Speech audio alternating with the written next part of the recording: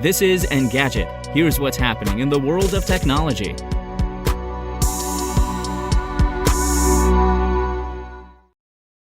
It's Monday, February 21st.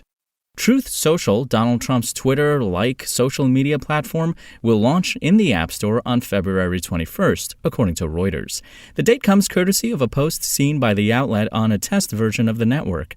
Responding on Friday to a question from a beta user on when the platform would open to the public, a verified account tied to Truth Social Chief Product Officer Billy B told people to mark the 21st on their calendars.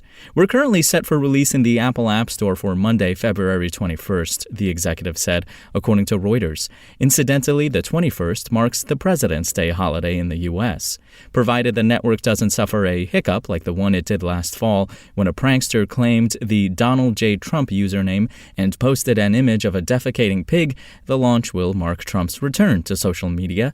Twitter and Facebook banned the former president following the January 6th attack on the U.S. Capitol. Before a test version of Truth Social was pulled down last fall, the website's code showed it ran on a mostly unmodified version of open-source software Mastodon.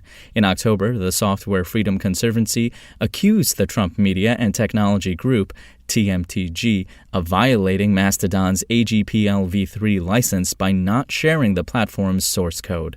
The website added a dedicated section containing a zip archive of its source code 2 weeks later. Based on the posts seen by Reuters, Truth Social won't stray too far from the Twitter formula. People can use the network to post truths, the platform's equivalent of tweets, and it's possible to reshare posts on one's timeline to expand their reach.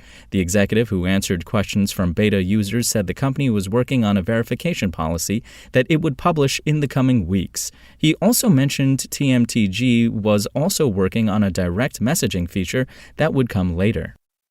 And Fortnite developer Epic Games confirmed this weekend it will transition most of its U.S.-based contingent workers to full-time positions with benefits. The news comes after The Verge obtained an internal memo detailing the company's plans. Epic spokesperson Elka Lux said the studio plans to hire a few hundred existing contractors and that most of those workers currently serve as quality assurance testers.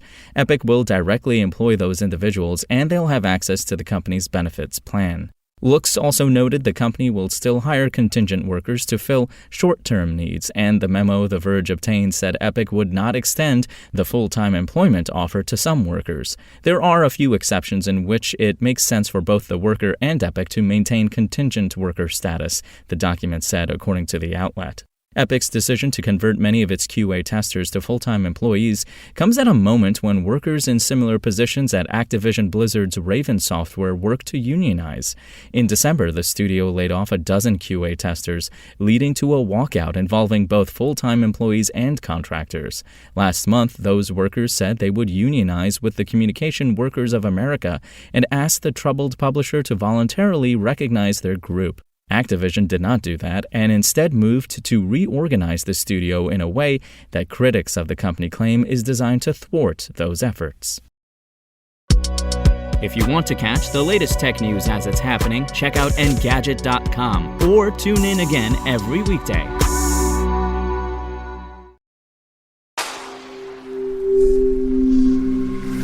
SpokenLayer.